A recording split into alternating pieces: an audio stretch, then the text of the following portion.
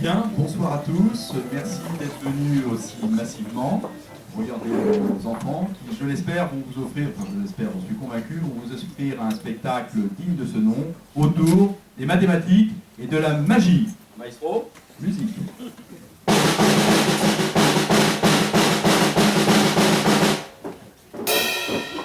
Merci.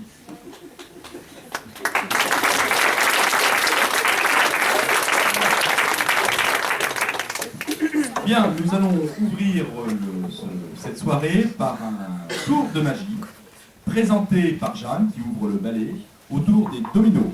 Merci Jeanne.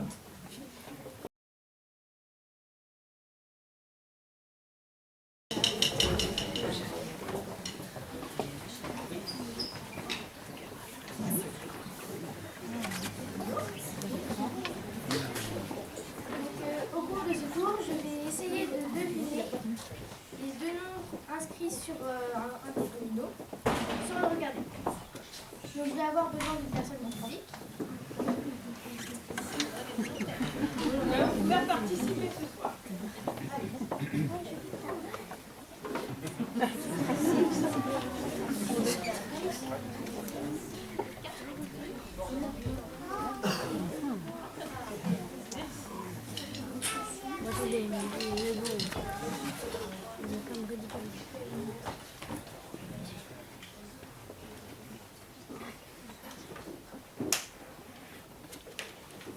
Bien, donc moi je vais bander les yeux de Jeanne.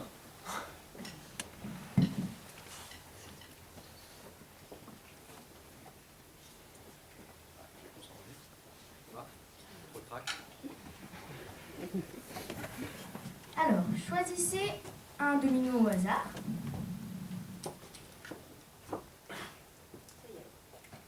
Prenez l'un des deux chiffres et multipliez-le par 5. Sans le dire.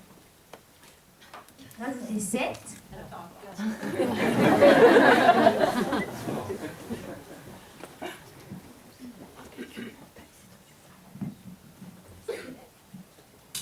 Donc rajoutez 7. Oui, elle a fait une fois. J'ai rajouté une Et première fois. multipliez par 2. Rajoutez l'autre chiffre du domino. On a multiplié par 2, là, et on rajoute. Rajoutez l'autre chiffre du domino. Et dites-moi le résultat. 67. D'accord. Donc, à partir de ça, je vais essayer de deviner les deux noms inscrits sur le domino.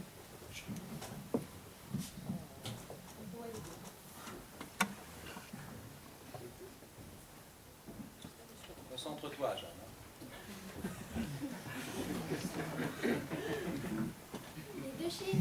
Les deux chiffres sont 5 et 3.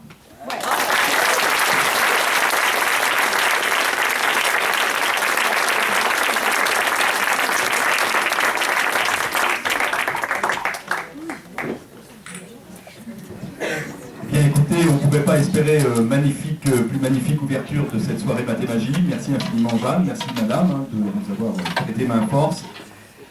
Alors maintenant nous allons entamer un deuxième tour de magie, qui est aussi technique que le premier, sur lequel je ferai, après ce tour de magie, je ferai un petit laïus autour de ce tour de magie. Je vais appeler Amélie, qui va nous faire un tour de magie autour des automates.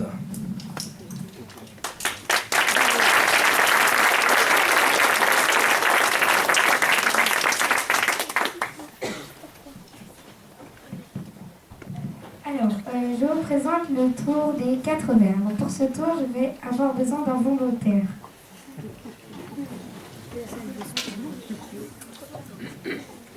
Alors, donc, mon but va être, en moins de 7 coups, de réussir à mettre soit tous les verres à l'envers, soit tous les verres à l'endroit. Donc, pour compliquer la tâche, je vais avoir les yeux bandés.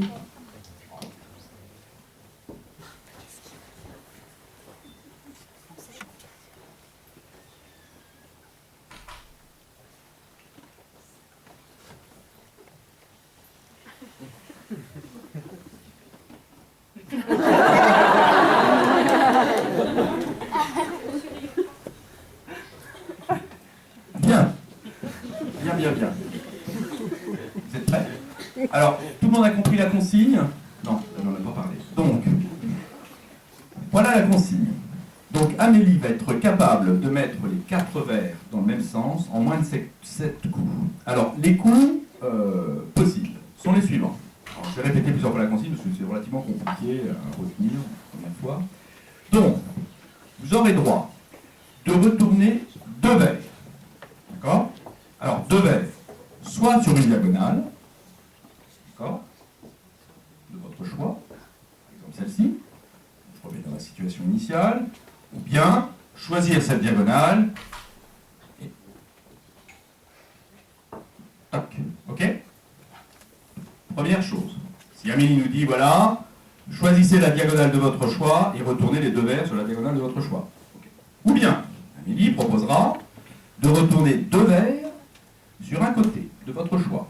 Donc, prenons ce côté-là, par exemple. Pouf. Pouf. Ça va? Ok? J'aurais très bien pu choisir ce côté-là. Ça va?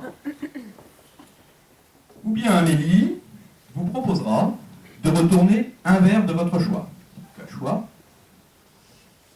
Ce choix-là. Ok? Ce choix-là. Ok? Ou ce choix-là. Et enfin, ce choix-là. Ok? C'est clair pour tout le monde? Donc Amélie prétend être capable de mettre les 4 verres dans le même sens, soit tous retournés, tous à l'endroit, en moins de 7 coups, avec les 3 opérations que je viens de vous décrire. Alors ce qui est fascinant, c'est qu'Amélie, a les yeux bandés, et elle n'a pas vu la situation initiale. Ok? Oui. Bien, Amélie, est-ce que ça va? Tu as tous tes moyens? Oui. Très bien, tu te sens bien? Voilà. Alors on a besoin d'un assesseur, qui va vérifier que la conjecture d'Amélie est bien réalisée, c'est-à-dire que on va compter le nombre de coups faits. Prêt? Bien. Eh bien, ouvrons le balai. Dès que c'est bon, C'est-à-dire que dès que les 4 verres se retrouvent, soit tous retournés, tous à l'endroit ou tous à l'envers, eh bien on pourra applaudir Amélie. Bon, alors évidemment, je demande à tout le monde de faire un immense silence, parce qu'elle a besoin d'une concentration infinie. Dans les répétitions, elle était relativement épuisée. J'avoue que là, je craque. Mais bon, le spectacle est lancé, on y va.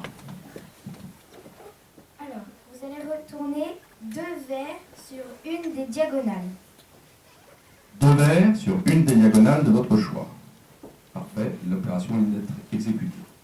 2 verres sur un des côtés. 2 verres sur un des côtés de votre choix. Vous contrôlez tous sur la caméra. Bravo. Bravo. Alors, écoutez, je m'aime un petit peu à votre place. Je serais sceptique. Je serais sceptique parce que là, en 2 coups, franchement, Amélie, là, t'as tout donné. Donc je propose, sous contrôle de Marie-Astrid, évidemment qu'on nous présentera tout à l'heure, l'organisatrice de cette soirée, de recommencer un tour. Tu veux bien? D'accord.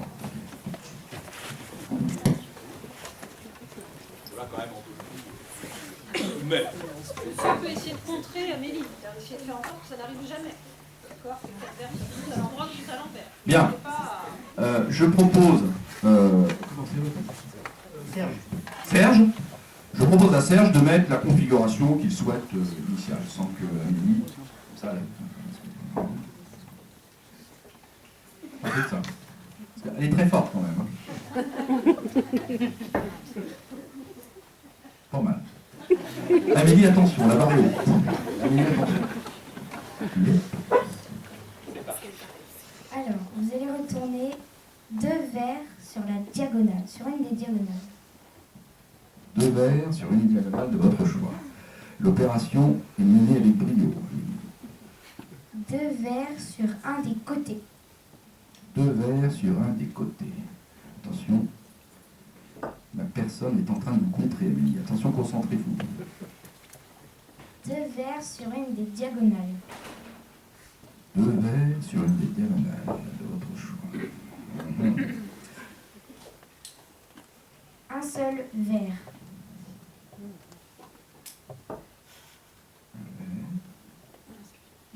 vers sur une des diagonales. 2 vers sur une diagonale. 2 vers sur un des côtés.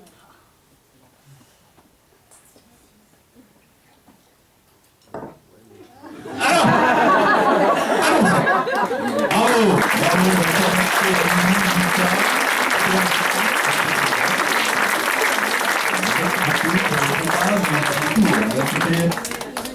magnifique deuxième tour, la barre monte. Bravo, bravo. Là, la barre monte, un peu pour moi. Donc là, je vais en profiter. Vous m'entendez mieux, Gustave, sans micro? Ouais. Alors, évidemment, Amélie a utilisé, autour d'avant Jeanne, des mathématiques, évidemment, pour la réalisation de son livre. En l'occurrence, sur le tour des 4 vers, on utilise des mathématiques appelées les graphes. Et les graphes, en fait, c'est quelque chose que vous utilisez tous les jours. Tous les jours. Ce qu'a utilisé Amélie comme mathématiques, ce sont des mathématiques qui sont utilisées tous les jours. Alors ici, un graphe, qu'est-ce que c'est? On peut le résumer par la chose suivante. Vous prenez 4 situations. Donc là, c'est les situations 3 vers dans un sens, 1 retourné, 2 vers dans un sens, 2 retournés, 2 vers dans un sens et en diagonale, et les 2 autres, et puis la situation où les 4 vers sont dans le même sens. Et on peut voir mathématiquement que, quelles que soient les opérations, par exemple, je représente les opérations en vert. Alors en vert, c'est le retournement de 2 vers sur le côté. En bleu, c'est correspond au retournement de 2 vers sur la diagonale. Et en rouge, le retournement d'un vers. Et on s'aperçoit que quelle que soit la situation dont la situation que Serge a posée sur la table, c'est-à-dire 2 vers retournés ou 3 vers dans un sens et l'autre dans l'autre, quelle que soit la situation proposée par Serge, eh bien l'algorithme proposé par ramène naturellement sur une configuration 4 vers dans le même sens. Alors évidemment, ces automates-là, ce sont des choses que vous pouvez rencontrer, comme je le disais, dans la vie de tous les jours. En particulier, alors voilà, les automates, comme je disais, il y en a partout dans l'industrie. Partout, partout, partout. Il y en a notamment dans la commande des ascenseurs. Quand vous appelez un ascenseur, évidemment, eh bien, il y a un automate. D'accord? Premier étage, il y a le train. Il y en a aussi au niveau des feux tricolores sur la route. D'accord? Dans le digicode, lorsque vous rentrez dans un immeuble, vous tapez quatre chiffres, eh bien, c'est un automate qui règle, qui contrôle finalement si le digicode est fort. Il y en a également dans tout ce qui est trafic Internet. Tout ce qui est trafic Internet, eh bien, c'est cadenassé, c'est géré par, lorsque vous surfez sur Internet, eh bien, ce sont des automates qui régularisent le trafic. D'accord? Et puis, sur un logiciel que certains connaissent, Unix, par exemple, un type, eh bien, est paramétré par des automates. Donc bref, quand vous programmez votre machine à laver, par exemple, vous partez le matin, vous voulez qu'elle se mette en route à 5h30 avant que vous alliez, eh bien c'est un automate qui gère la programmation de votre machine à laver. Donc bref, merci Amélie, elle nous a proposé quelque chose de très très commun, mais qui est assez caché. La plupart des mathématiques, bien sûr. Voilà, donc voilà pour ces petits éclairages scientifiques que je voulais vous donner concernant les automates. Alors maintenant, nous allons commencer par appeler Alex, d'accord, qui va... non, pardon, excusez-moi, le troisième tour. Le troisième tour de la soirée. Alors là, pareil, il y a un tour particulièrement compliqué, c'est le calculateur prodige. Donc je vais appeler sur scène Émilie, Marie-Ange, Mathilde, Thomas et Justine. Ils vont nous faire, qui vont se substituer un ordinateur vers un automate.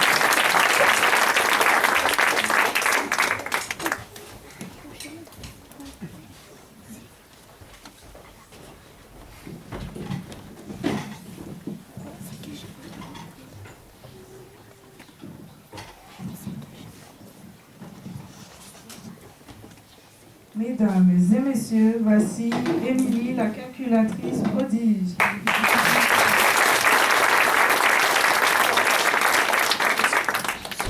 Elle sait calculer n'importe quel chiffre et nombre le plus vite possible sans calculatrice. Nous allons lui bander les yeux pour qu'elle ne voie plus rien et nous allons lui mettre un casque pour qu'elle n'entende plus rien.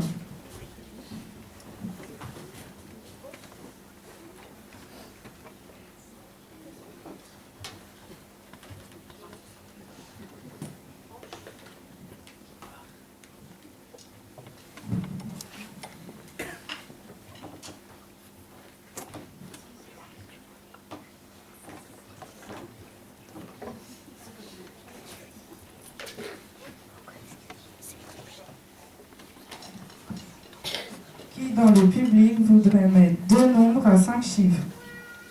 On peut venir avec ta maman.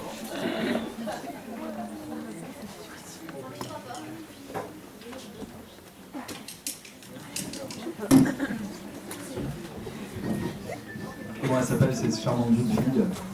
Sarah. Chantez, Sarah. Monsieur Denis. Oui.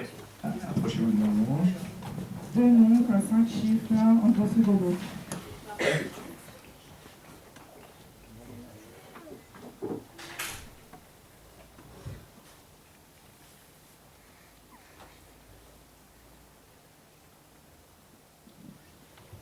Nous allons appeler une mathématicienne qui va nous rajouter un nombre à 5 chiffres. Alors qu'on soit d'accord avec l'écriture, hein, je ne dis pas que Denis écrit mal.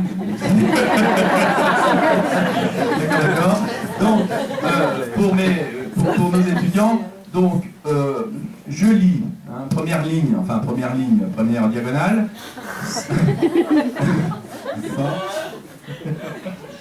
Bon, alors, première diagonale, je lis le 8, le 12, le 5, le 4 et le 3, bien ça. Hein, on est d'accord. Non, plus sérieusement, le 5, le 2, le 3, le 5 et le numéro complémentaire, le 1. D'accord. Ensuite, deuxième ligne, le 6, le 7, le 4, le 2 et le 1. On est d'accord, Mathilde? On lit la même chose? Ok.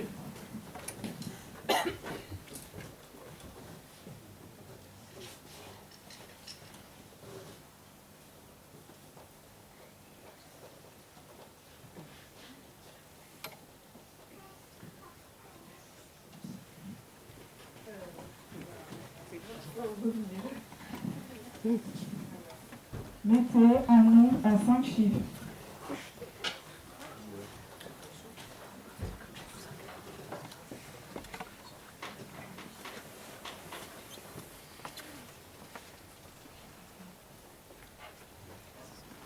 Nous allons appeler un mathématicien qui va nous rajouter un nombre à 5 chiffres.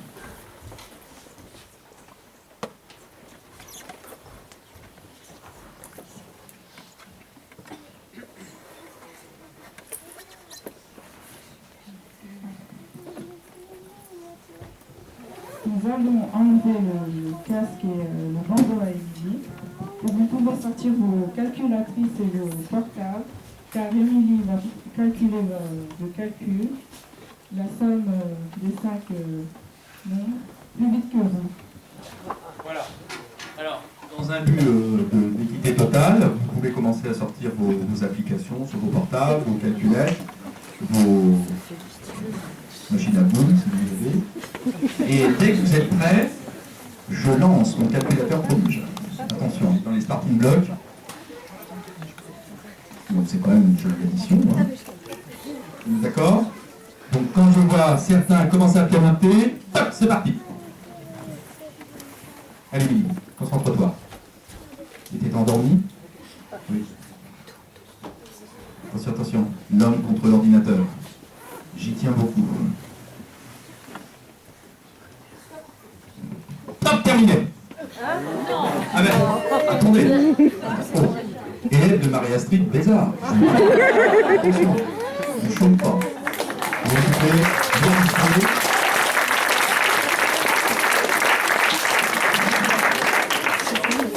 J'avoue que la première fois que j'ai vu ce tour-là, j'étais bluffé. J'étais bluffé. Et voilà. Bravo. Bravo, bravo, bravo. Bravo Lily. Bravo. Bravo tout le monde. Un grand merci pour votre collègue. Bien écoutez, je crois que là on monte en puissance. Voilà. On monte en puissance et puis dans un but de parfaite honnêteté, eh bien on va vous proposer, parce qu'évidemment il y a un tour, si je suis convaincu que notre élève est particulièrement brillante, il y a quand même un tour. À vous la parole.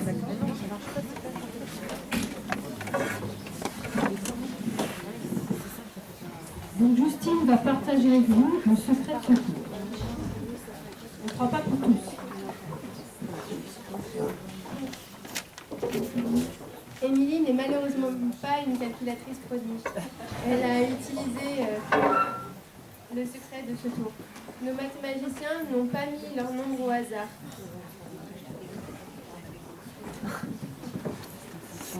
Par exemple, entre ce nombre-là et celui-ci, il y a un lien. Est-ce que quelqu'un peut-il me le dire? Ça fait 9 à chaque fois. On voit pas. La somme, c'est 9. Ah oui, Oui, ça fait toujours combien? Ça fait toujours ça fait 9 à chaque fois. Par exemple, ici, on avait un 5, on a fait le complément à 9 avec un 4. C'est pareil pour le 2 et le 7, le 3, le 6, etc. Donc si on additionne ces deux chiffres, ça nous fait ceci. Pour faciliter le calcul, on ajoute 1 et on obtient 100 000.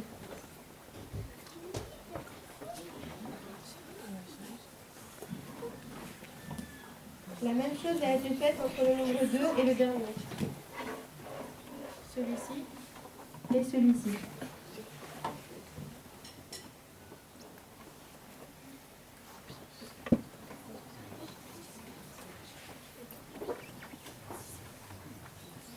Émilie a fait la somme de ces deux nombres, plus celui-ci, et a enlevé, a enlevé moins 2 par rapport aux deux chiffres qu'on avait ajoutés. Elle a donc obtenu le résultat qu'elle vous a montré.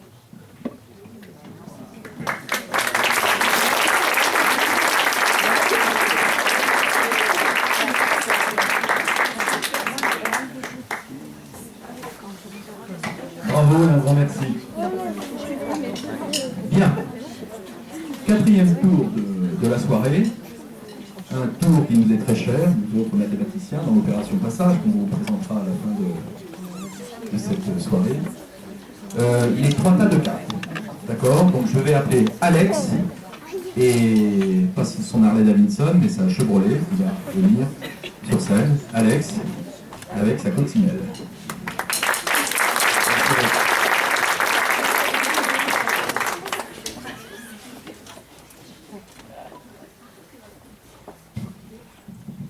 Alors pour ce tour, j'ai besoin d'une voiture de marque Sweet Cranberry, donc ça jette. Ce qu'il me reste, c'est un volontaire. Donc, qui veut venir? Oui, vous?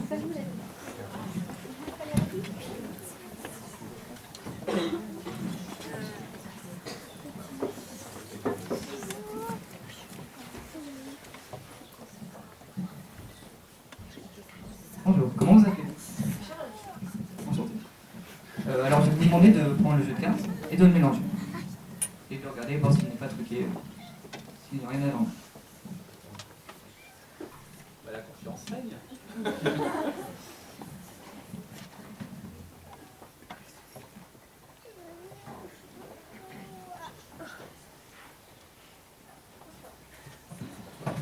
Moi je vais vous demander de prendre 21 cartes. Posez-les. Oh. Charlène, posez-les. Charlotte, pardon. Posez-les et comptez-les. 1, 2, 3. 4, 5, 6, 7, 8, 9, 10, 11, 12, 13, 14, 15, 16, 17, 18, 19, 20, 21. C'est bien.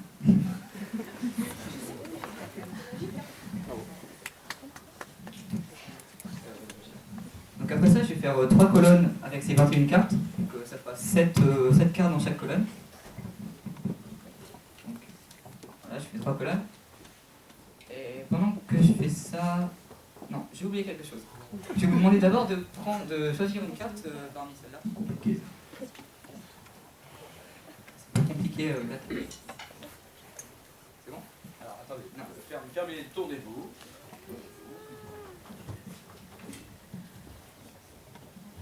Tout le monde la voit?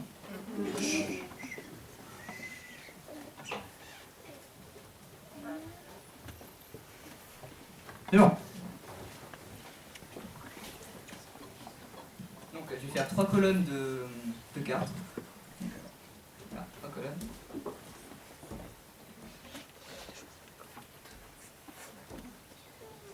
Donc après que j'ai fait ces 3 colonnes, je vais vous demander de me dire dans quelle colonne se trouve votre carte.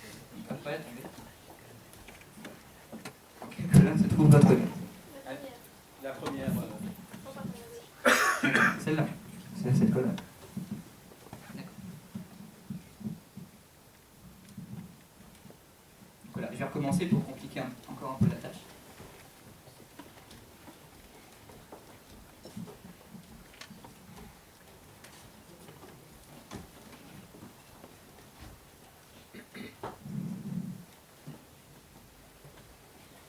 Voilà, c'est parfait.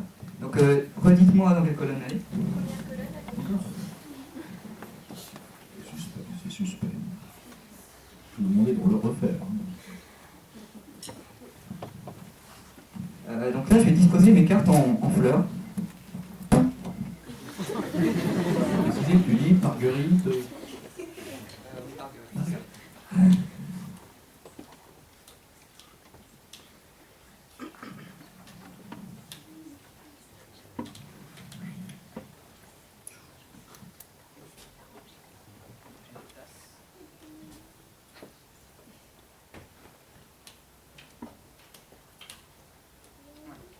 Donc c'est là que notre voiture va rentrer en jeu. Donc vous pouvez faire rouler la voiture.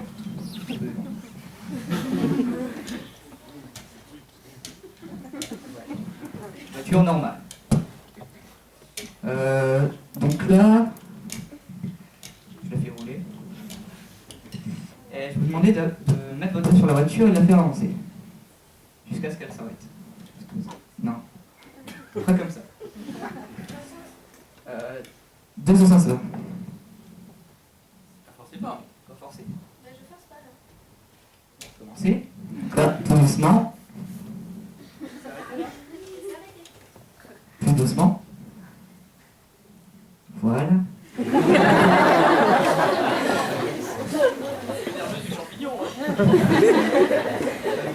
La voiture a choisi cette ligne. Donc on va enlever toutes les autres. Voilà. Après on va recommencer l'opération. Donc avec ces deux tas.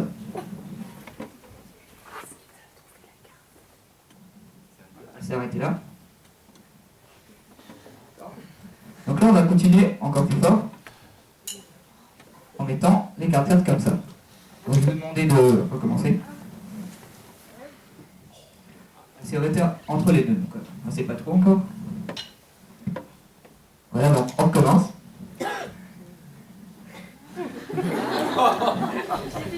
Moins brut. Voilà. Donc votre carte, c'était les notes de vie.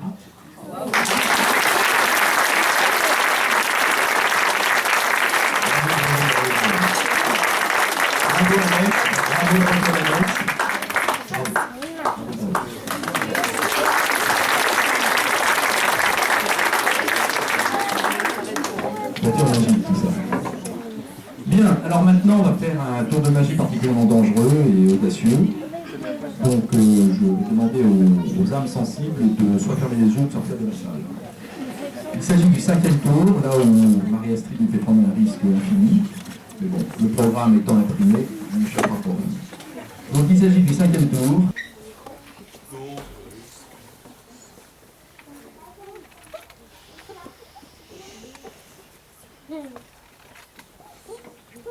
Voilà. Donc, on a des courbes en mathématiques qui sont particulièrement intéressantes. Là, je vous présente une courbe de Peano. Vous voyez, par exemple, vous faites ce tracé-là, okay, dans ce carré. Ça va? Okay.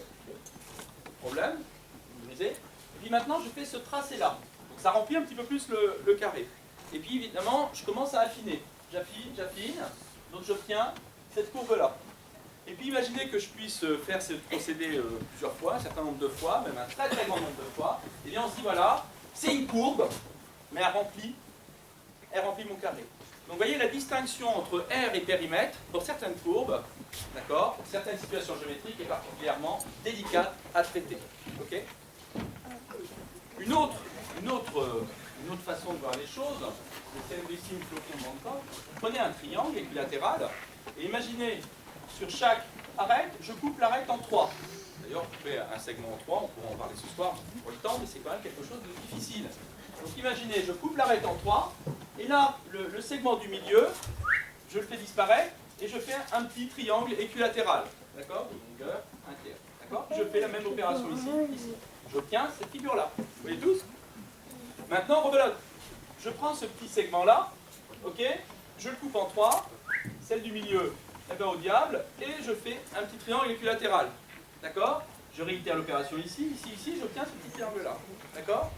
Je continue un certain nombre de fois, même un très très grand nombre de fois, donc j'obtiens une figure géométrique qui est particulière. C'est qu'en fait, cette figure géométrique, en fait, vous voyez très bien que elle est dans ce disque-là, il n'y a pas de souci, vous voyez, je ne la grossis pas. Donc en fait, j'obtiens une figure géométrique d'aire fini, mais de périmètre, c'est vachement intéressant, c'est que le périmètre, il tend vers l'infini. Ok? Donc j'obtiens quelque chose d'aire fini, mais si je m'amuse à mesurer la longueur du contour, eh bien il est infini. Donc là, il y a des choses comme ça qui se passent en mathématiques, qu'on retrouve dans la physique, qu'on retrouve dans un certain nombre de phénomènes, dans la nature, que je vais vous présenter dans un instant. Alors évidemment, ces objets-là qui sont purement sortis de la tête de mathématiciens, ont des représentations dans la nature. Prenez par exemple un arbre. Un arbre. Bon, évidemment, on ne peut pas pousser le processus comme on vient de faire pour le fondement ou la cour de piano, mais regardez un arbre. Eh bien, plus on avance dans les rameaux, plus finalement les rameaux se diversifient, d'accord? Et puis de façon symétrique. C'est-à-dire qu'en fait, si je prends une photo ici, eh bien, c'est une réduction de la photo globale. C'est-à-dire qu'en fait, vous voyez, là, on voit l'arbre, là, mais ici, je pourrais très bien prendre un arbre dans ce sens-là. D'accord? Donc en fait, les motifs sont répétés à des échelles différentes. Eh bien, ces objets-là, dits fractales, ont énormément intéressé les mathématiciens, notamment en télécommunications, dans l'aéronautique, dans les systèmes d'erreur dans les communications, dans plein d'applications. Le chou brocoli, c'est le principe antioxydant, eh bien, a une structure de fractal. Objet fractal. Autre objet, les poumons. Les poumons. Et d'ailleurs, les représenter de façon fractale, représentation relativement proche de la réalité, c'est pas tout à fait un objet fractal, eh bien, permettent de bien comprendre notamment des équations des mécaniques des fluides, notamment l'écoulement de l'eau ou de l'air dans des tuyaux. Représenter ces poumons-là de façon fractale, eh bien, nos équations sont beaucoup plus compréhensibles pour la médecine, pour les mathématiciens. Représentation. Oui, les montagnes. Les montagnes, finalement, vu leur découpage, sont une approximation d'objets fractales. Et d'ailleurs, ce sera des applications, notamment pour la réalisation de films. Eh bien, plutôt que d'aller photographier et puis remodeler certaines montagnes, on peut construire des montagnes artificielles pour les jeux vidéo, pour les films, etc. etc. Voilà. On est terminé.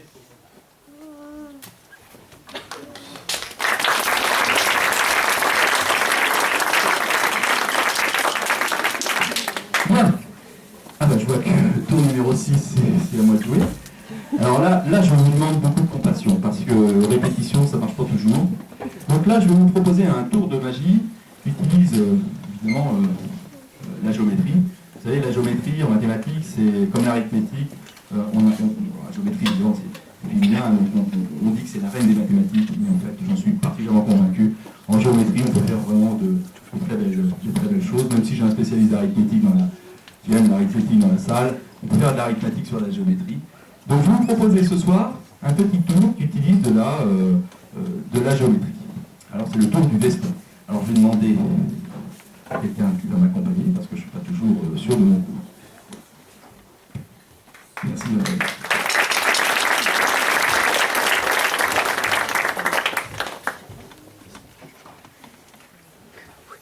Alors, bien. Vous voyez, bon, un veston de soirée. D'accord? Ce que c'est? D'accord. Alors, là, ce soir, on va pousser l'audace au niveau suivant.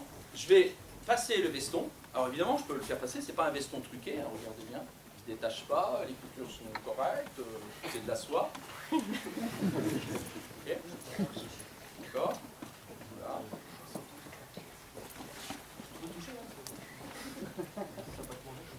Voilà. Très bien. Donc voilà, je vais passer mon veston sous ma veste. Alors, d'accord, je passe le veston sous ma veste. Ah, j'ai bien passé. Ah, il est bien dedans. Ok, bon. Là. Et maintenant, je vais mettre ma veste.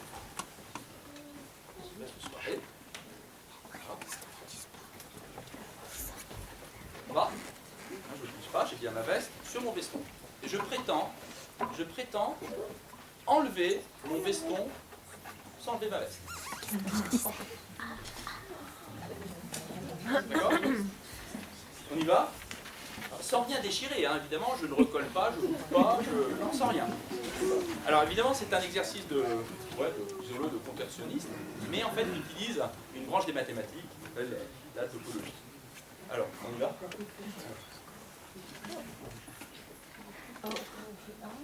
Les collègues, on va ça.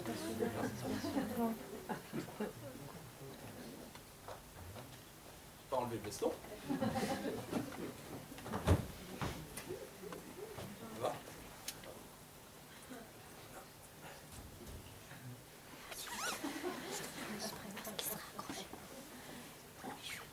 Veston, toujours pas parti. Veston est là.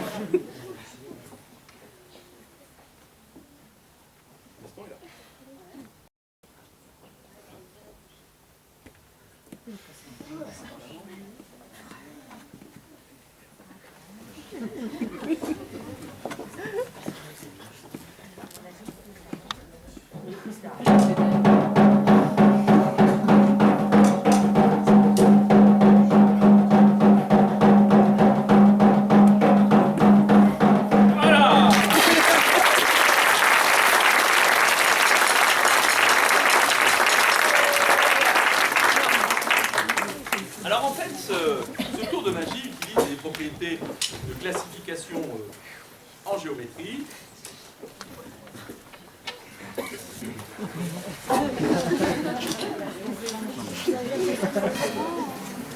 Ok, alors, je vais vous faire un petit parallèle qui va vous montrer un peu les applications de la topologie. Alors tout le monde sait ce que c'est qu'un nœud. Tout le monde pêche, tout le monde fait ses lacets, etc.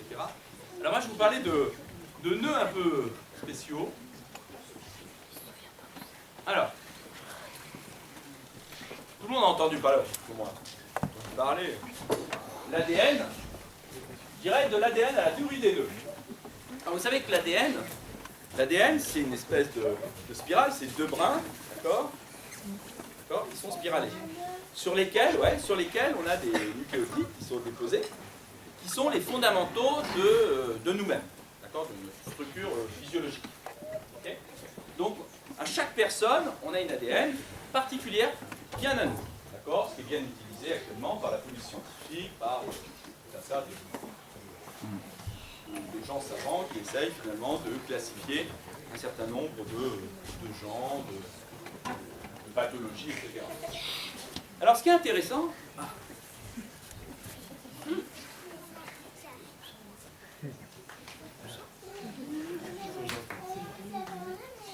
ah oui, alors les nœuds, évidemment, je pourrais enlever mes lacets, mais vous prenez un lacet, d'accord?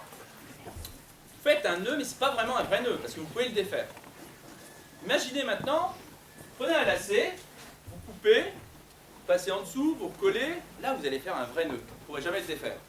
Et ce qui est intéressant, c'est de classer les nœuds, de faire des boîtes. Un peu comme le Muséum d'histoire naturelle de Paris, les vertébrés, les invertébrés, les machins, les bulles, classer les choses, d'accord, pour pouvoir y voir un peu plus clair. Eh bien, on s'est aperçu, notamment dans les années 70, qu'en fait, on avait longtemps cru que l'ADN, d'accord, était sur une spirale, d'accord, une hélice, c'est une hélice. Et on s'est aperçu qu'il y a des brins d'ADN assez nombreux, qui sont dans le plan, qui sont comme sur la table, d'accord, ces deux brins qui sont entortillés comme un lacet, qui forment un nœud. Et alors, je ne peux pas le tirer, vous voyez, je ne peux pas le défaire, il faut avoir un cercle. Okay.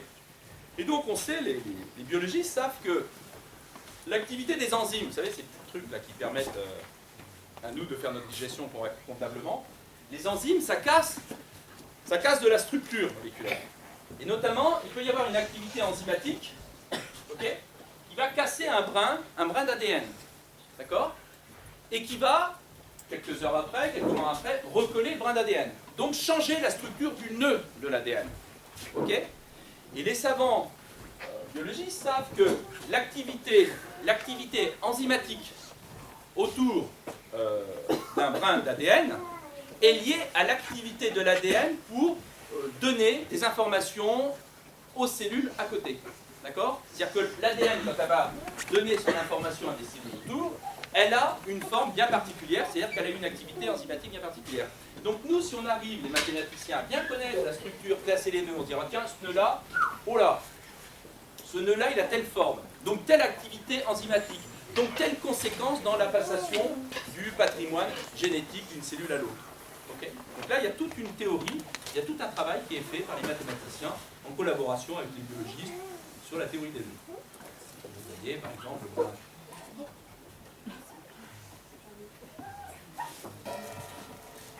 Donc là, vous voyez, vous avez différents nœuds. Donc là, c'est un exemple, finalement,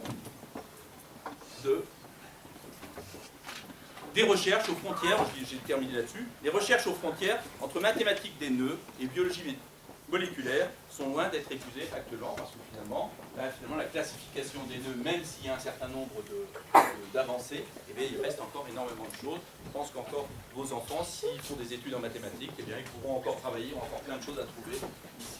Et finalement, c'est quand même fascinant que travailler sur quelque chose d'abstrait, même si le coup du vaisseau c'est pas quelque chose de concret, mais quelque chose d'abstrait comme essayer de classer, voir certaines propriétés des nœuds, essayer de les caractériser, eh bien ça peut avoir une application, ou tout au moins comprendre l'activité finalement de notre patrimoine génétique. Voilà, donc j'en ai fini pour ce news. Alors, maintenant, 7e tour de la soirée. On va vous présenter les codes correcteurs de cartes. Donc, j'appelle Jeanne, Mathilde, Léopold, Manaël et Alex qui vont vous présenter ce code correcteur de cartes.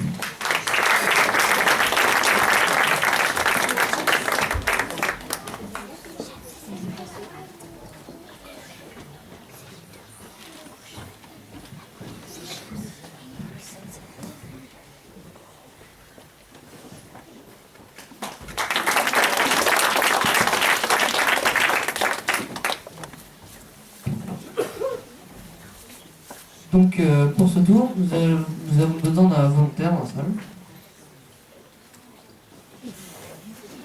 Les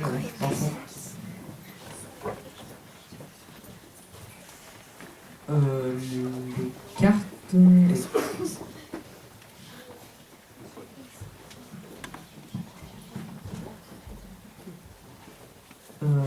pardon. Ah oui, bonjour, oui. Vous allez prendre 25 cartes de ce tas.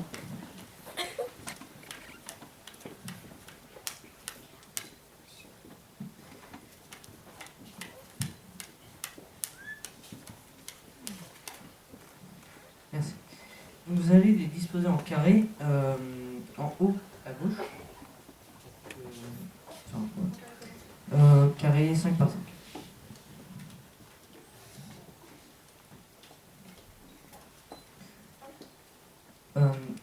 Allez, resserrez les cartes pour que, après, tout le monde puisse voir, que la salle puisse voir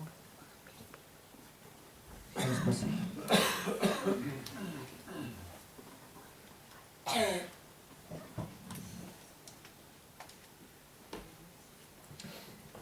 Maintenant, on va vous demander de retourner les cartes que vous voulez. Donc, celle que vous voulez dans le nom que vous voulez, celle que vous voulez. Autant que vous voulez.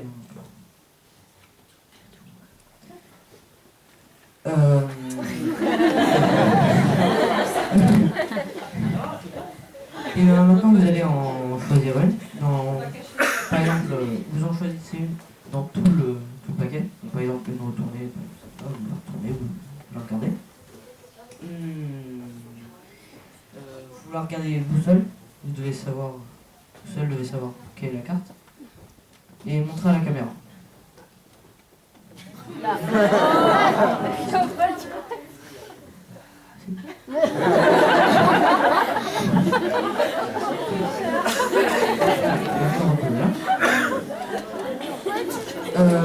On va vous demander de placer autour de ce carré 2 autres lignes de cartes pour entourer et complexifier la tâche.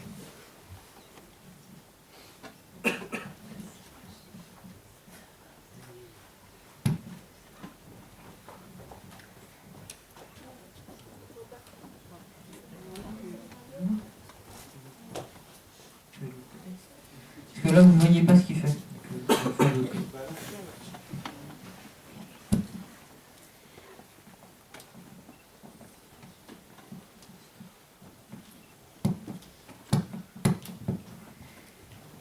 Merci. Donc maintenant, vous vous souvenez quelle carte c'était. Donc vous allez la retourner. C'est bon?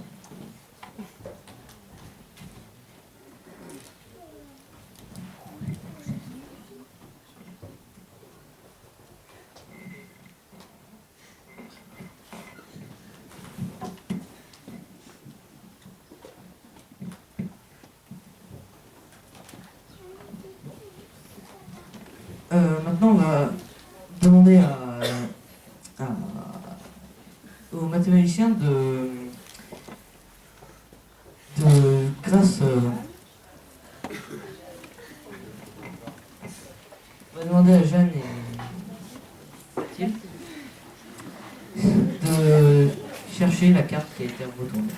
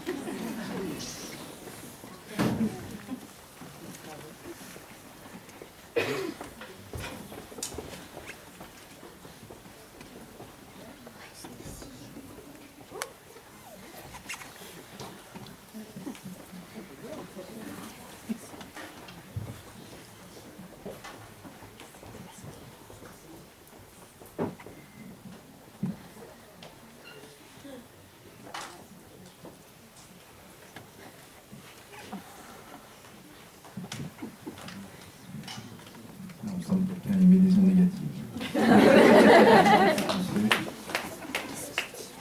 Non, là, vous voyez, là, c'est... Moi, je vais proposer, parce que là, non, vous avez perdu le fil, là. Donc, je propose qu'on refasse le tour. Parce que là, ils sont éparpillés, ils n'arrivent pas à se concentrer. Et... Voilà, on leur redonne une deuxième chance. Vous êtes d'accord? Okay.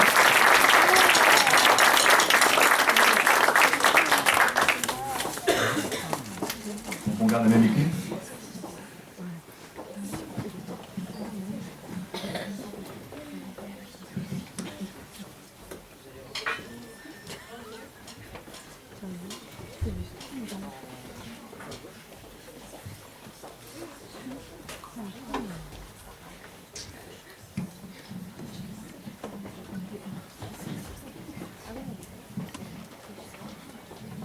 Donc là, elle va replacer comme au début du premier essai, 5 par 5.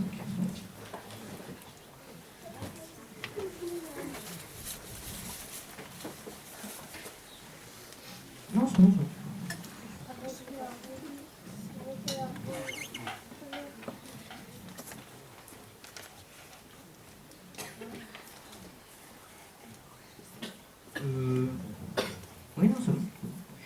Et donc maintenant, on va vous demander de retourner des cartes, donc autant que vous voulez.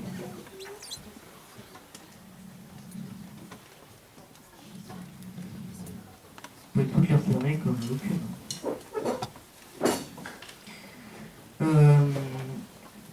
Maintenant, on va vous demander de vous replacer autour de ce carré. Et vous réfléchissez à une carte. Donc maintenant, on va vous demander de placer autour de ce carré deux autres lignes pour...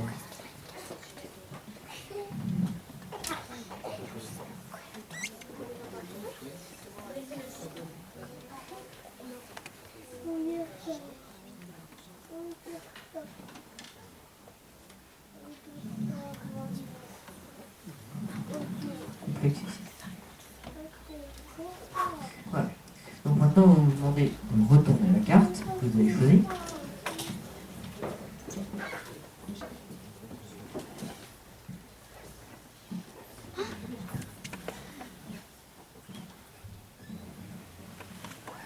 Donc il me place une goélette pour prouver que c'était bien celle-là.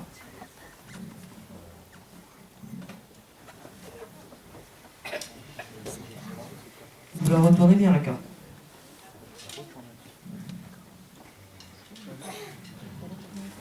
C'est bon?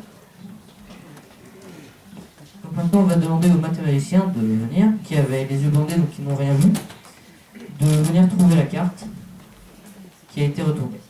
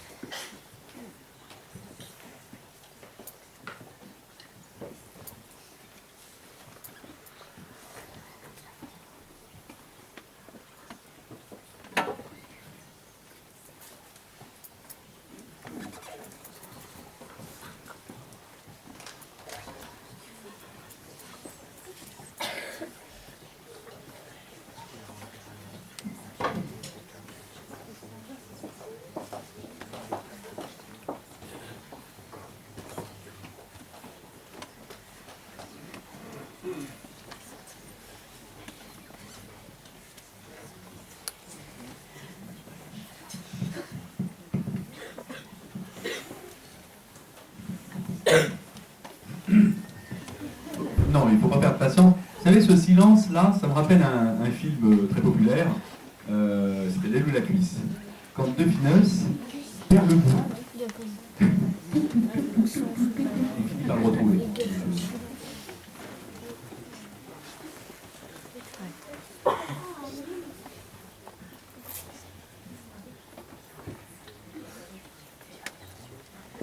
Alors, vous pouvez demander, parce que vous êtes une classe d'atelier de mathématiques, il y a plein de mathématiciens, demandez à un autre mathématicien de venir à la rescousse.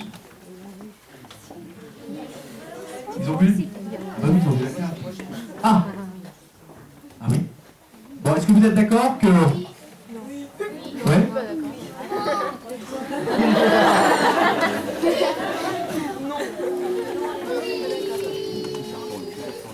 Donc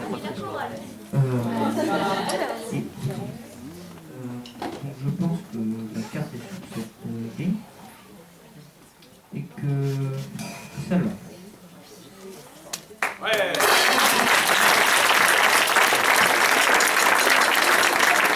Je vais vous proposer de bosser un petit peu, au moins de faire part ce soir de vos sentiments. Hein, là, c'est une question émotionnelle. Okay. Alors, on va faire un sondage. Donc, les enfants, vous allez compter les mains. D'accord, les enfants? Ils vont se lever. On va faire un sondage. Donc, parmi les 6 rectangles ci-dessous, d'accord, désignez le rectangle qui vous semble le plus harmonieux, celui que vous souhaitez voir chez vous. Ok, alors réfléchissez. Regardez tous. Vous les regardez. Ça va? Donc vous avez fait une petite idée. On va passer au sondage. Les enfants, vous allez compter les mains levées. D'accord? On y va? Donc, alors vous allez faire une classification. D'accord? Je vais poser la question. Le rectangle bleu, par exemple, levez les mains pour celles et ceux qui le préfèrent.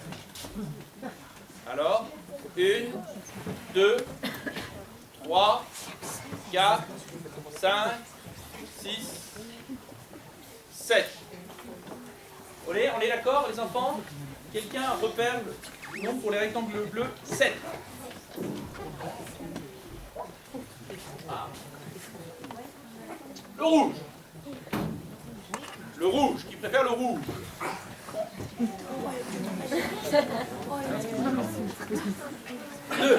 2 pour le rouge. Ok. 3. Ok. Le noir.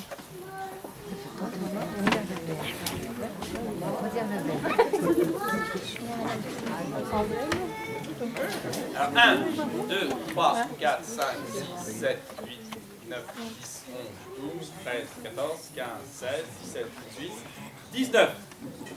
19, 19, 20, 21. 21. Pour le noir. Le vert.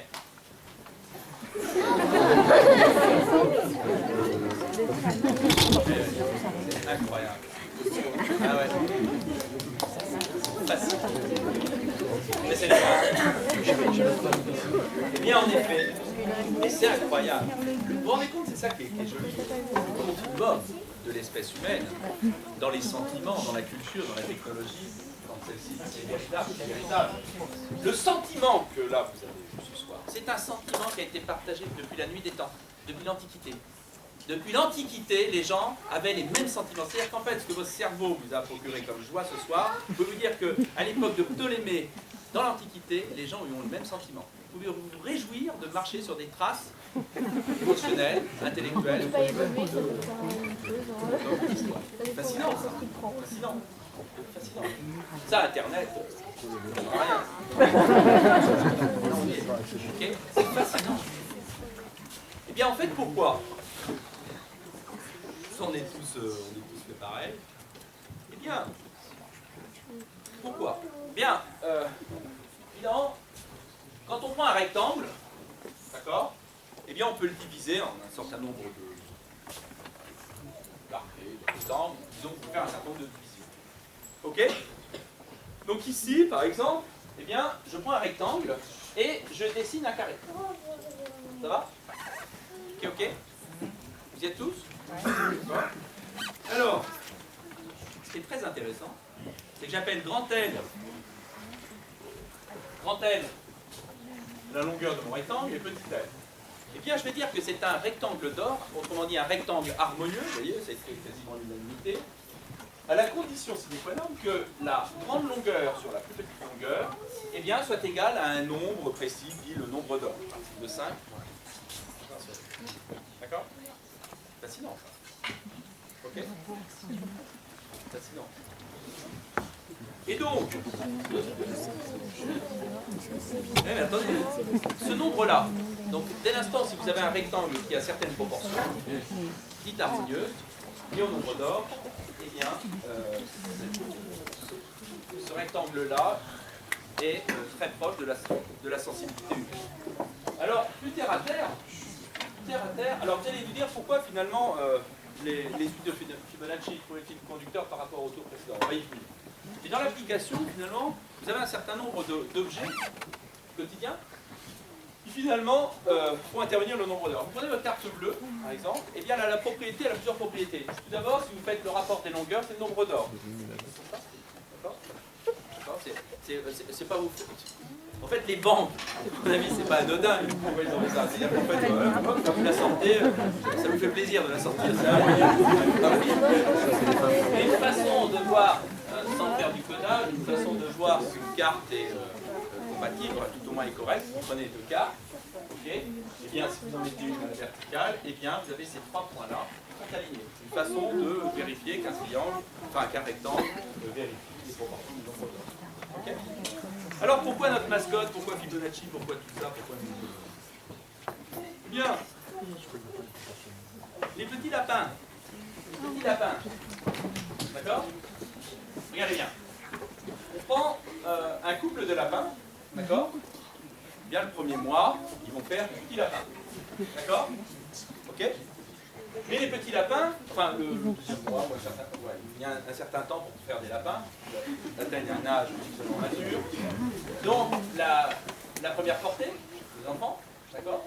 Et puis ensuite, qu'est-ce qui va se passer? Les enfants ils grandissent, d'accord? Et les autres font une portée. Et ainsi de suite. D'accord? Et en fait, le nombre de lapins obtenus à chaque génération, eh bien regardez bien, 1 plus 1, 2, 2 plus 1, 3, 3 plus 2, 5, ok, 5 plus 3, 8, d'accord, 8 plus 5, on aurait la génération. Alors évidemment c'est un modèle un peu naïf parce qu'on oublie la mortalité naturelle, ok, mais ce qui est très, très intéressant, c'est que si nous remettons 5 mois, 6 mois, ça marche en fait, ça marche. Donc ça, en fait ça suit une progression des suites de Fibonacci. Les suites de Fibonacci sont un modèle, certes naïf, mais très intéressant pour connaître le nombre de lapins au bout de 5 mois, 6 mois, en partant de 2 lapins. Ok? Alors, ce nombre d'or, on l'observe dans la nature. Alors, vous prenez un rectangle d'or, ok? Dont les proportions respectent les proportions du nombre d'or, et vous faites la chose suivante. Vous prenez cette longueur-là, ok? Ça va? Vous la reportez ici, vous obtenez un carré. Ici, vous me suivez. Il me reste donc un rectangle. Eh bien, cette opération géométrique confère à ce rectangle-là les propriétés d'être d'or. C'est aussi un nombre d'or. Ok? Donc, vous voyez, ça veut dire que je suis en train de réduire une figure et les proportions sont préservées. Fascinant. Hein, la Renaissance italienne, les peintres l'ont énormément utilisé pour mettre un vase dans un tableau respectant les proportions du tableau. D'accord? Il y a ces proportions-là. Donc là, j'ai un rectangle d'or. Rebelote. Je prends cette longueur-là, je la reporte ici, j'obtiens un carré. Il me reste donc un petit rectangle, qui est aussi un rectangle d'or. Et ainsi de suite, ainsi de suite. Du coup, j'ai une flopée, une suite de rectangles d'or. Ok? Ok, je fais mon carré, j'ai encore un rectangle d'or, je fais un carré, j'ai encore un rectangle d'or, je fais un carré, j'ai encore un rectangle d'or, etc. Et regardez ce que je vais faire. Je vais faire une spirale magnifique. Là, je prends mon compas. Évidemment, on se découvre devant le nombre d'or. Ok, je prends mon compas et puis je fais un quart de cercle. Vous voyez là, il est centré là, comme ça, là. Maintenant, je prends mon compas. Ok? Et puis là, on rebelote, on est là. D'accord? Ok? Ok? On est dans ce carré-là. Etc. Donc, vous voyez bien, j'obtiens une spirale. Une petite spirale d'or. Ok, pour un délire de mathématicien. Et bien, regardez. Cette spirale, on peut la voir chez un mammifère marin, qui est un fossile vivant, qui est le nautile. On trouve d'ailleurs en Guyane française. Hein, on voit. le nautique. Magnifique. Ok. Et la nature, dans la nature, on peut observer les trajectoires de certains rapaces. Ce qui est très intéressant, c'est que si vous vous baladez sur une spirale comme ça, d'accord, et que vous voulez regarder quelque chose, un objet. Typiquement, vous êtes un rapace, et vous voulez regarder une proie, mais vous bougez beaucoup, d'accord? Eh bien, en fait, vous n'allez pas tourner avec... et vous voulez, et surtout, regardez, on met une proie ici, d'accord? Et vous êtes le rapace.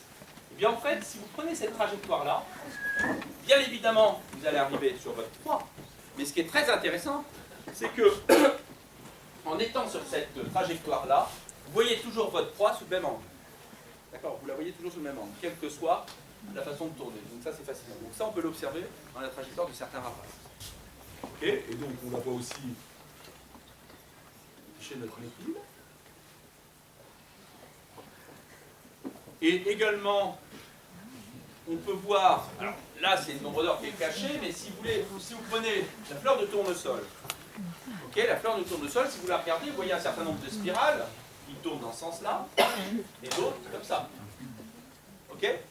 Et bien en fait, si vous prenez plusieurs fleurs de tournesol, l'été avec les enfants, vous leur dites voilà, vous calculez le nombre de spirales dans un sens,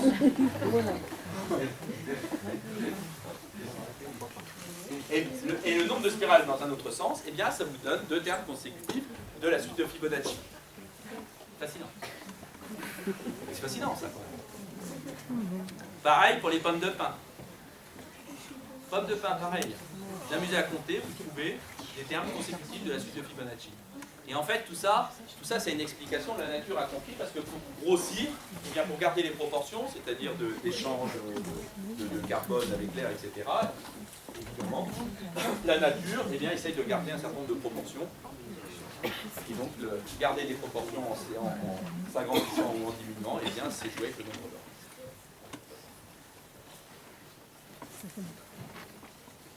Et puis, plus généralement, bah, évidemment, quand on regarde des galaxies, eh bien, ce qui est fascinant, c'est que les galaxies, les trous noirs, eh bien, on a des jolies spirales. Nombre d'or qui apparaissent.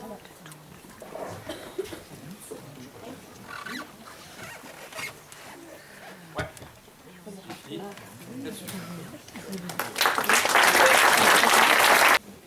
Il était une fois en Angleterre un roi amateur d'art. Un jour, il fit peindre au plus grand peintre du pays une immense toile composée de 16 tableaux, dont 4 représentaient le roi. Mais bientôt, tout le pays fut au courant que le roi s'était fait faire la précieuse toile. Un jour, des voleurs décidèrent de s'introduire dans la salle du trône et de voler le précieux tableau.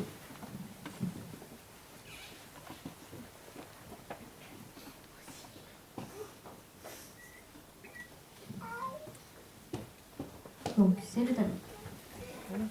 En hommage au roi, nous allons dessiner un K avec, comme King en anglais, avec les cartes.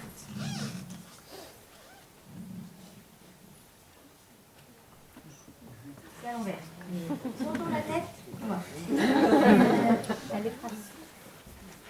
Donc, la nuit venue, ils s'introduirent dans la salle du trône, mais furent bientôt confrontés à un problème, sa taille. Ils décidèrent alors de le plier en autant de fois qu'ils purent, en respectant les limites des plus petits tableaux. Donc j'ai besoin d'un volontaire. Voilà.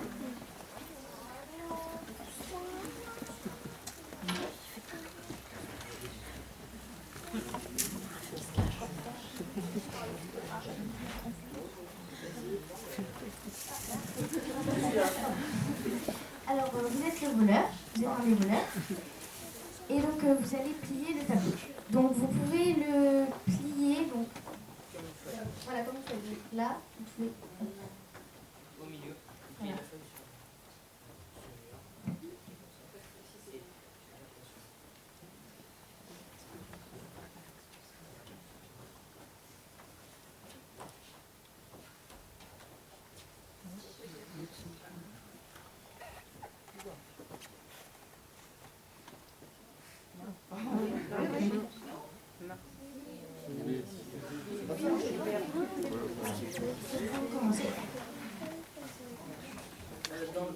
pied dans le sens que vous Vous pouvez faire comme ça ou comme ça. Ou... pouvez faire comme ça, dans le sens que Voilà. Et vous recommencez. Il faut que ça fasse un seul tas.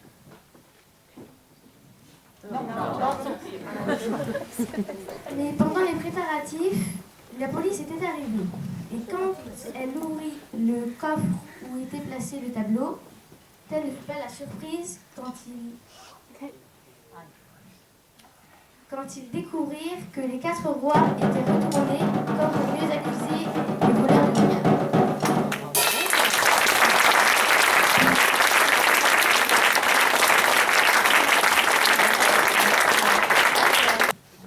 Pour ce tour, je vais vous le dire. Non, ce serait trop facile de vous le dire. Je vais vous l'assurer que mes camarades ici présentes connaissent leur livre par cœur. Mais vraiment par cœur, un mot pour mot, ce que vous voulez. Elles le connaissent. Alors pour vous le prouver, j'aurais besoin d'un volontaire. Il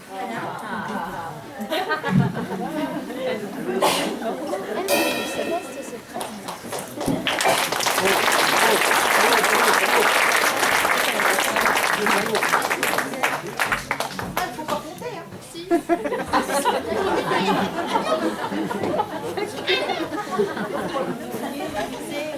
C'est des additions. C'est une calculatrice.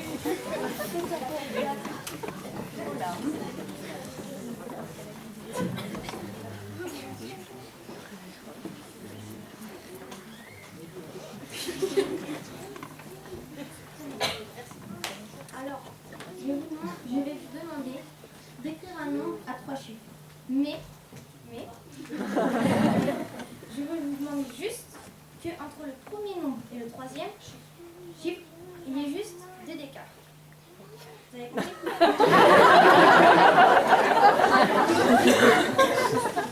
Donc que 2 d'écart. Ah oui, d'accord. Entre le premier Écarté de 2. On est bien d'accord.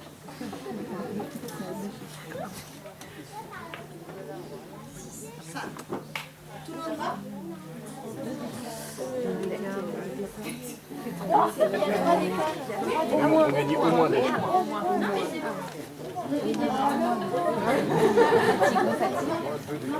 Voyez, celui-là, le troisième, le 5, vous devez le placer ici.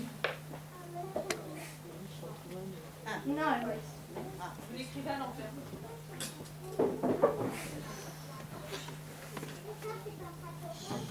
Ah, je t'ai.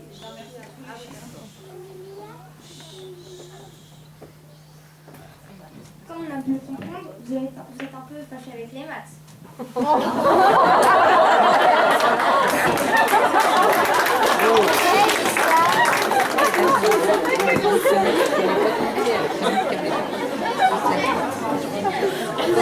Demain, la vengeance sera terrible.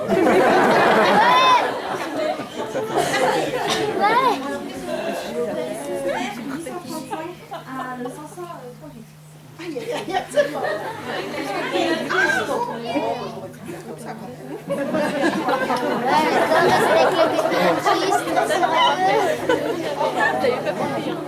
C'est honté. Oui.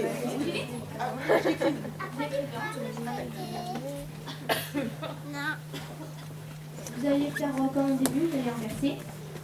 Le 7 ici, le 9 ici. Maintenant, vous allez additionner 297 à 792.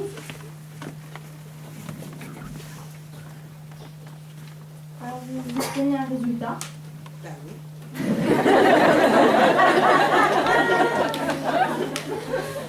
Alors, vous allez choisir un livre parmi les 4. Vous avez le choix, hein. Ça va. Vous allez choisir ça. Vous allez aller, s'il vous plaît, à la page 10. Ah oui, d'accord. Le premier chiffre, c'est 10. On arrive à la page 10. Ah. C'est elle. Ah ben oui, mais... Ah oui, d'accord. D'accord, ok. Avec Jeanne,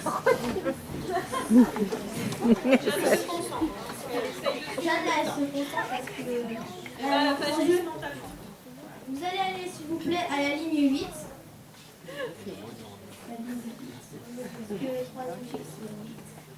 Vous allez aller enfin au 9e mot. Jeanne écrit le mot.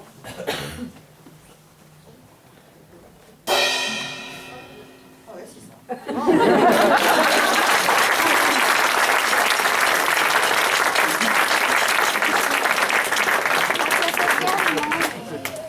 On va vous montrer un objet particulièrement curieux, qui est le ruban de Mobius.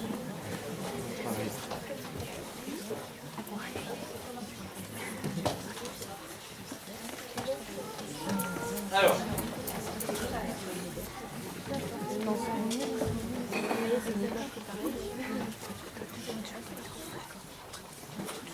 prenons cette feuille format A4. On va parler de la géométrie du format A4, mais on ne va pas en parler ce soir. Il y a plein de choses aussi à raconter sur pourquoi finalement cette feuille a ce format-là. Mais vous êtes d'accord avec moi que, aussi fine qu'elle soit, elle a quand même une épaisseur, d'accord? Et je peux la considérer comme une surface, d'accord?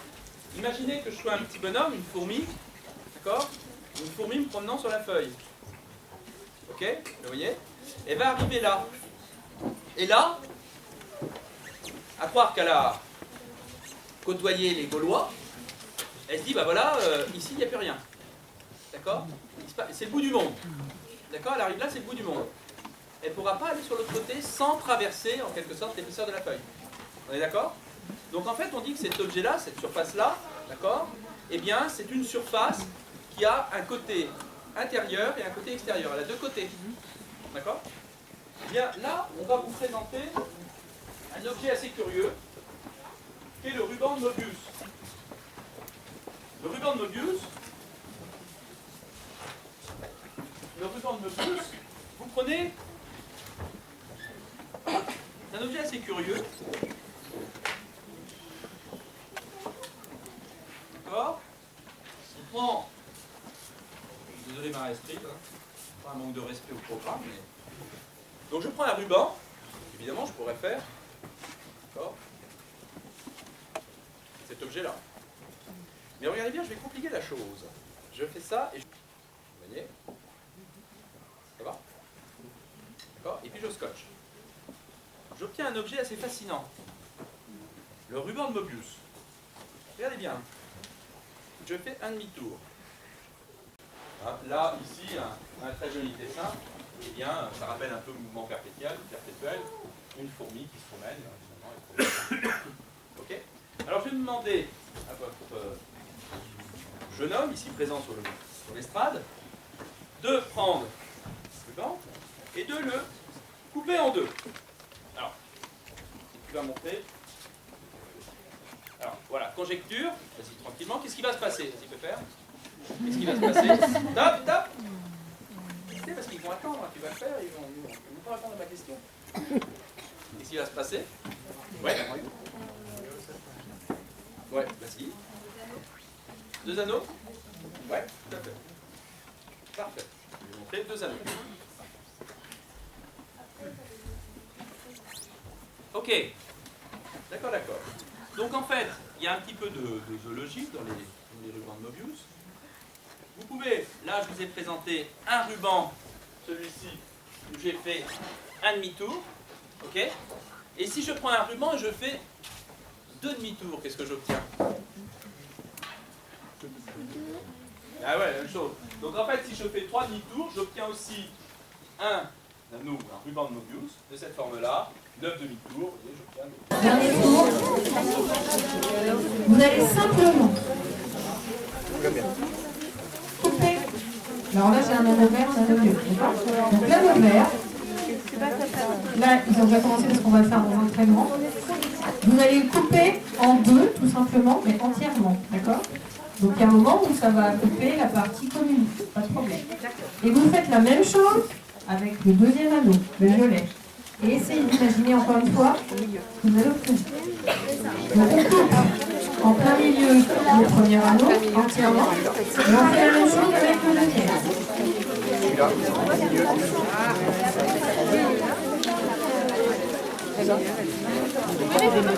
On a fait sous la caméra, ça peut être d'accord.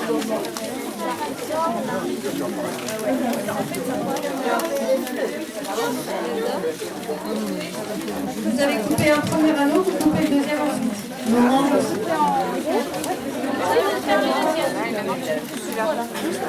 Alors, voilà, il a coupé le vert, maintenant il va couper le violet en deux. Donc une fois que vous avez ça, vous coupez le violet en deux.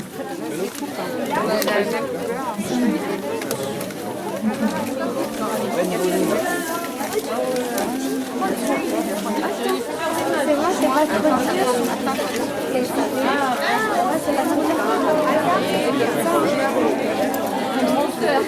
Ça va faire une comparaison avec elle. Le truc qui est derrière. Voilà, c'est bien.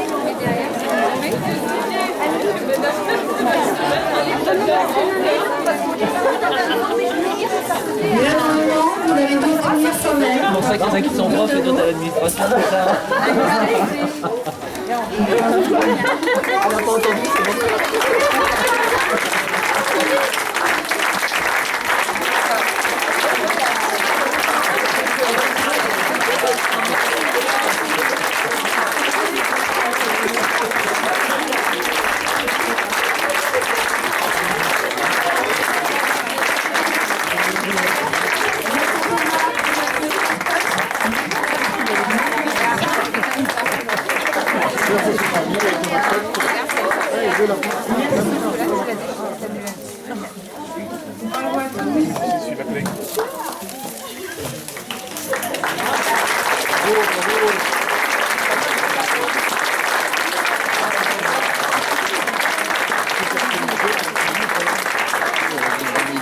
Alors, à tout honneur, je vais vous donner un dernier petit éclairage scientifique pour cette soirée. Donc, le ruban Mobius, évidemment, on peut en faire plein. Au début, des 3 demi-tours, 2 demi-tours, on peut en faire plein. Mais on peut compliquer un petit peu. Alors, imaginez un ruban. Un ruban. Et je prends des rouleaux, des petits cylindres, 3 cylindres. Vous les voyez? Donc j'entoure les 3 cylindres avec un bout de ruban. Ok? Ça va? Et je recolle avec des rubans plans. Alors j'obtiens un slip de bas. On verra très certainement sur la côte atlantique cet été. Qui est assez élégant, je trouve, mais qui a la propriété d'être un ruban de Mobius. Alors des rubans de Mobius, évidemment, outre le fait que ça intéresse beaucoup les mathématiciens et éveille la curiosité de nos étudiants, des élèves, eh bien on en rencontre dans la nature. Alors, la bouteille de Klein. Alors évidemment, celle-ci, vous la rencontrez peut-être pas toujours, mais elle est assez fascinante. Alors c'est l'équivalent du ruban de Mobius en dimension 3. C'est un objet qui n'a pas d'intérieur ni d'extérieur. Alors en trichant un petit peu, imaginez qu'on pose cette bouteille sur une table, vous avez vos convives, et vous voulez amuser la galerie un petit peu, et vous arrivez avec votre pichet de vin, et vous dites, voilà, maintenant on va aérer le vin, on va le mettre, ou on va le mettre en bouteille. Okay. Et donc vous versez votre vin à l'extérieur de la bouteille, et en fait la bouteille va se remplir.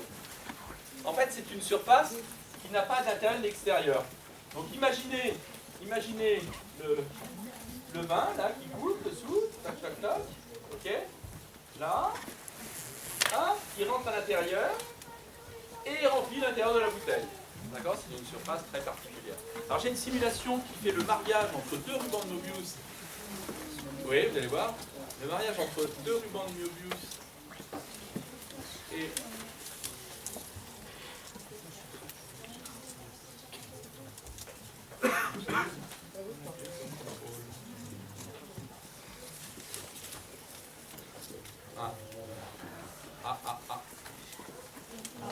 Peut-être.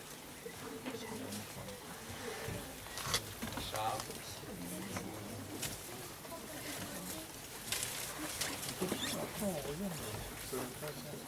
Voilà.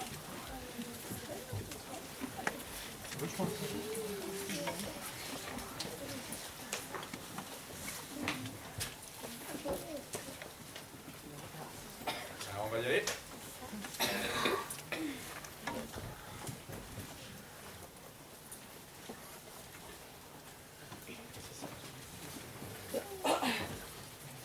fabriquer une bouteille de clin avec 2 rubans de Mobius.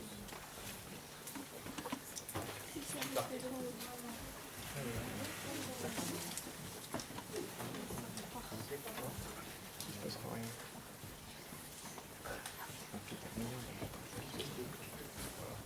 On va écouter.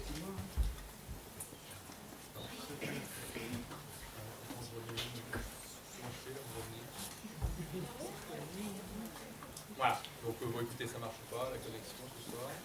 Donc je vais vous montrer 2 endroits finalement où on peut observer le ruban de Mobius. C'est pour ça que je vous ai présenté le dernier, là, avec les 3 cylindres. Donc le logo du papier recyclé, c'est un ruban de Mobius. Une œuvre de Marco Finkaert du côté de Lille, qui utilise un ruban de Mobius. Et pour terminer, un projet qui va être réalisé là, très certainement cet été, un pont qui va enjamber en Chine l'architecture du pont qui est un ruban de Mobius. Voilà, voilà. On va se quitter sur cette image. Donc, j'ai un petit commentaire à faire.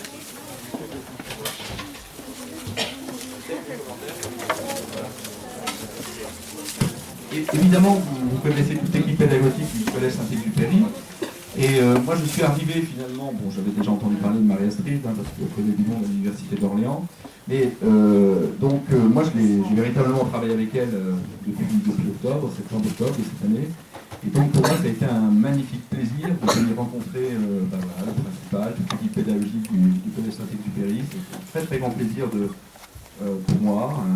À chaque fois, un accueil très chaleureux, une collectivité particulièrement bien remplie. Et surtout, Marie Astrid, un grand merci pour tout le travail qu'elle fournit pour vos enfants, pour l'établissement et puis plus généralement pour les mathématiques et les sciences en règle générale. Et j'en profite pour remercier finalement le fil conducteur de cette opération, c'est Monsieur Sepa qui nous a fait l'honneur de venir ce soir, directeur de l'Institut de recherche en maths d'Orléans. Donc merci Emmanuel, merci pour tout ce que tu dis ici, merci pour votre invitation.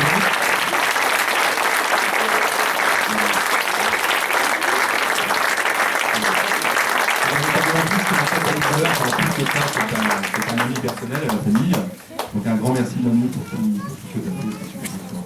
Je terminerai encore par saluer la performance de Didier et ses camarades, ses collègues, pour toute l'organisation, parce que j'ai été là en début d'après-midi, et chapeau, parce qu'un montage comme ils ont fait, voilà, ça ne se fait pas en 2 minutes, ça ne s'improvise pas, et il y a vraiment du grand métier et beaucoup de générosité.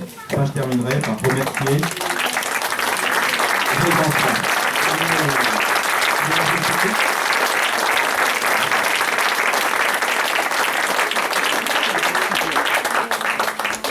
Un grand merci et je souhaite vous rencontrer dans la suite de vos études, dans plein de bonnes choses. Et puis voilà, vous avez un pied à terre si vous avez besoin de quoi que ce soit sur l'Université d'Orléans, ou généralement dans vos études supérieures.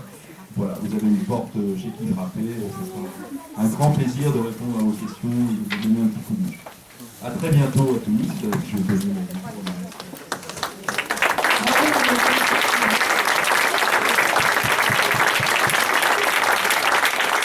été très enthousiaste pour préparer tout ça. Donc bravo, vous avez fait du très bon travail. Félicitations. Un grand merci à Philippe Brio, qui est un grand mathématicien, qui recherche comme Emmanuel Sepa. Et l'un et l'autre sont extrêmement généreux. Ils sont tellement heureux aussi de venir partager un petit peu tout ça avec nos élèves. Donc on a beaucoup de chance. Monsieur Sepa est venu hier faire une conférence à l'ensemble des 3e au collège, dans le cadre de la semaine des mathématiques. Donc voilà, merci beaucoup à toi aussi. Et d'ailleurs, si vous êtes intéressés, il va faire une conférence ouverte à tous, le 8 avril, au Muséum de Bourges. Voilà, donc n'hésitez pas. Sur la cryptographie. Pour la cryptographie. Pour les codages, depuis de Jules César à nos jours. Voilà. Si vous voulez comprendre comment fonctionnent vos cartes bleues, vos téléphones portables et les paiements par internet, donc on va tout voir du codage ensemble. Donc le mardi 8 avril à 20h au Muséum. Voilà. Une dernière petite annonce, juste avant les vacances de Pâques, on va organiser aussi la semaine de la science au collège. Et on a la grande chance d'avoir un grand mathématicien qui vient tout spécialement de La Rochelle pour nous, qui a fait des tas de livres, qui nous a beaucoup inspiré, c'est Dominique Souder. Et donc il fera une conférence tout public au collège, ici même, le jeudi 17 avril. Voilà, on a un de ses ouvrages au fond là-bas, si vous souhaitez le regarder un petit peu. Et quelques élèves ont déjà acheté l'ouvrage, ils vont le faire dédicacer. Donc vous pouvez le rencontrer aussi si vous souhaitez, pour faire les vacances de voilà, on vous regarde. Merci beaucoup.